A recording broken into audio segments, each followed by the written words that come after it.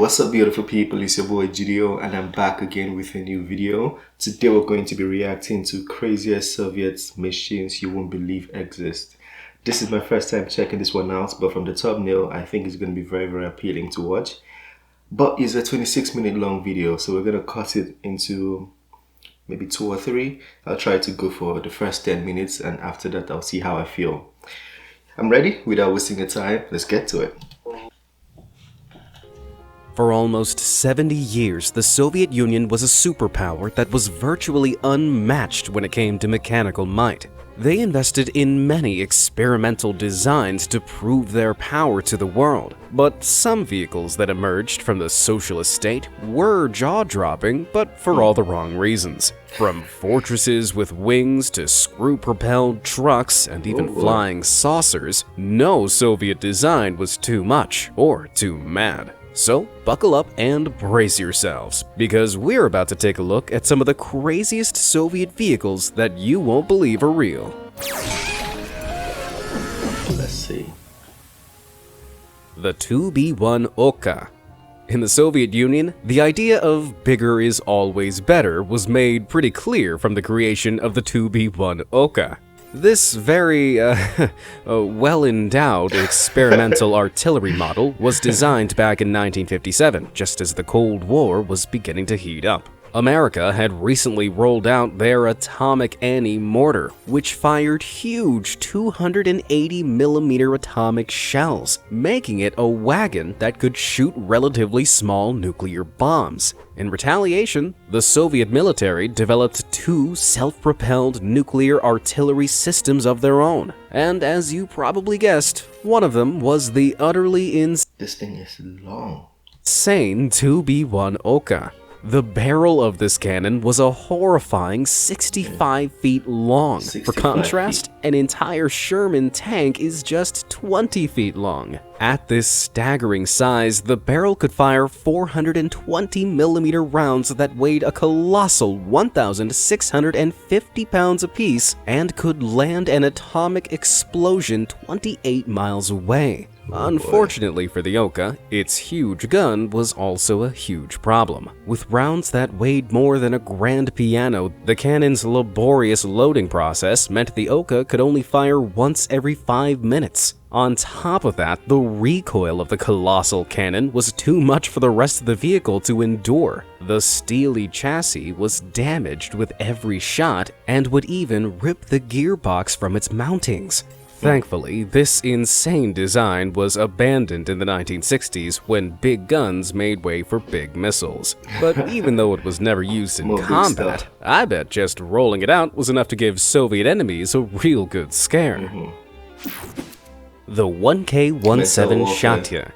If sci-fi movies are anything to go by, the battlefields of the future will have lasers flying in every direction. And while modern militaries are developing laser technology, there's one Soviet vehicle that's already built for a futuristic laser fight. This is the 1K-17 Shatya, also known as the Soviet laser tank. It was developed back in the 1970s, although it wasn't built to burn holes through the enemy. The array of 13 lasers on top of the tank chassis focused a powerful light source through synthetically grown rubies, with each one weighing a staggering 66 pounds. When the array was fired in pulses, the Shatya could destroy the optical sensors on enemy vehicles and missiles, and even cause immediate blindness when fired at enemy troops. Now that's what I call ultimate laser tag. But this otherworldly weapon never entered service for a number of very good reasons. Firstly, rubies that are heavier than a large microwave oven are not cheap to produce. And secondly,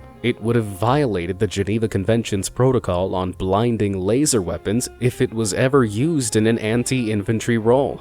Like war wasn't bad enough, using this would have landed them with a lot of powerful enemies. So it's a good thing that when the Soviet Union collapsed in 1991, any plans of mass laser tank production fell with it. Okay, I want to do a quick poll. If you had the choice between a 65-foot gun of the Oka or the lasers of the Geneva Convention breaking Shatya, which would you rather fire? For the enormous Oka, hit that like button. And for the blinding Shatya, set your sights on that subscribe button. Can't choose? Then hit both. That's a smart way to ask to like and subscribe. I'm gonna have to copy him. Alright, now where were we? The Veno Project. In the 1930s, a little over a decade since the end of the First World War, Soviet Russia realized that the skies would be the battlegrounds of the future. So it began developing experimental aircraft just in case a Second World War started. Spoiler alert, it did. Now, Russia was ready to take to the air, but one of the vehicles they created looked more like a flying circus than a military machine. The Veno Project, also called the Chain Link Project, involved a bomber that had been specially modified not to carry bombs, but smaller fighter planes. It was an out-of-the-box plan to save fuel on the front lines, as bombers were much more fuel-efficient than the smaller fighters. After takeoff, the fighters docked with the carrier while in flight by using some special fastenings. And once they were all strapped down, the bomber flew them off into the fight and refueled them on the way. Each of these amazing motherships could carry up to 5 fighters, and each fighter was loaded up with around 1,000 pounds of bombs. So if you saw one of these things on the horizon, you knew you were in for a whole swarm of trouble. Even though these creative craft were used successfully at the beginning of World War II, the Veno Project That is actually very good engineering, very good thinking. wasn't developed any further. During the wartime technology boom, these aircraft quickly became obsolete and were replaced by state-of-the-art fighter jets. Well, the design didn't fly with the military, but I wonder if the project found a home in the Soviet circus scene. The Antonov A40. The Soviets may have given up on that fortified flying circus, but they were far from done with crazy aircraft designs. Don't believe me? Then just feast your eyes on the unbelievable Antonov A40. Is it a bird? Is it a plane? No, it's a tank with wings. This astonishing Soviet prototype Okay, that's the craziest thing I've ever seen. was built almost 80 years ago to determine if gliding a tank straight onto a battlefield was possible. At the time, the Soviets were testing whether bombers could be used to drop tanks into position mid-battle. Some of these tests even plunged the tanks into bodies of water to see what damage they sustained on impact. But in 1942, Soviet glider designer Oleg Antonov took the idea one step further. He created a detachable That's like 20 steps further. cradle made up of biplane wings and a twin tail that could be attached onto the chassis of a light tank. The A40 would then be towed behind a bomber and released, gliding into enemy territory where it could shed its wings and fight as a standard tank. However, during the A40's maiden flight, the bomber towing it was forced to drop it early because of the incredible amount of drag the tank generated. It was more like an anchor than an aircraft. Even though the tank and its driver managed to survive the fall, the project didn't. It was, ironically, dropped in favor of a more conventional weapons system, much to the relief of that poor tank driver, I'm sure.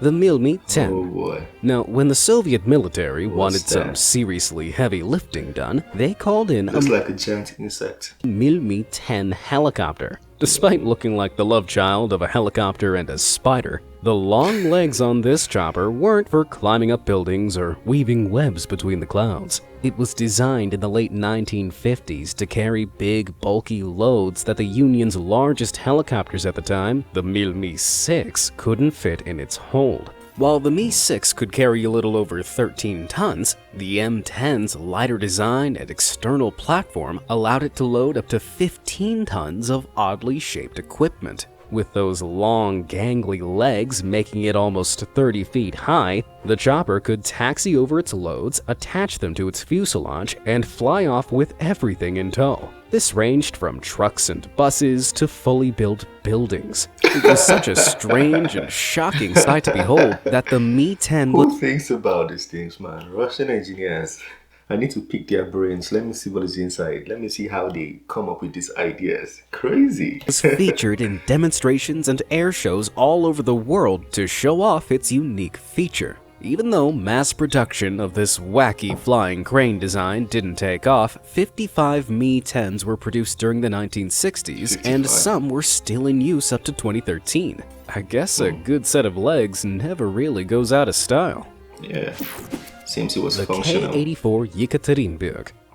From the 1950s through to 1997, the Soviet Union and later Russia built a total of 245 nuclear-powered submarines. This was more than all other nations combined. But the Soviet submarine obsession almost caused one of the worst nuclear disasters in history. In 2011, the nuclear-powered ballistic missile submarine K-84, also known as Yekaterinburg, made a quick stop in a dry dock. Built in 1982, the almost 550-foot-long sub was powered by 2 nuclear reactors and could carry up to 16 nuclear missiles. But during some routine welding work, a fatal fire broke out along the wooden scaffolding surrounding its bow. This quickly spread to the submarine itself, and for a whole heart-stopping day, firefighters struggled to control the blaze. The sub had been carrying just 4 nuclear missiles at the time, but if it had exploded, it would have caused a nuclear accident comparable to the infamous Chernobyl meltdown.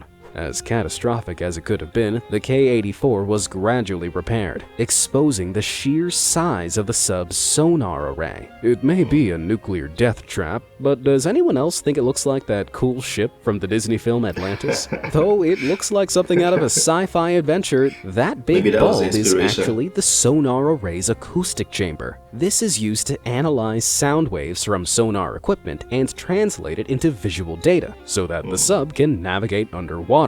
As cool as it looks, this chamber was filled with a highly flammable liquid that almost ignited during the incident. I don't know what's crazier, the fact that these subs are practically bombs made out of bombs, or that the Soviets once had 245 of them. Both. The M15 Belfegor. Okay, I think we're gonna stop here. That video is 26 minutes long, and we're already at 11 minutes and 7 seconds. We're gonna have to end here for now. We'll continue later. I don't want to keep the video too long so it doesn't get boring. You know what I mean? Let me know what you guys think of those Soviet machines. I find some of them very crazy. The engineering, the idea that went into making those things were interesting, you know, but most of them were functional, so I guess it works. Let me know what you think. Share your thoughts on that. If you want us to bring more videos, and if you want us to continue this video, please let me know in the comment section. I hope to bring from maybe 11 minutes 8 seconds down to 20 minutes. I think that would be a good idea. You know, let me know what you think. Have a very wonderful day, guys. Peace.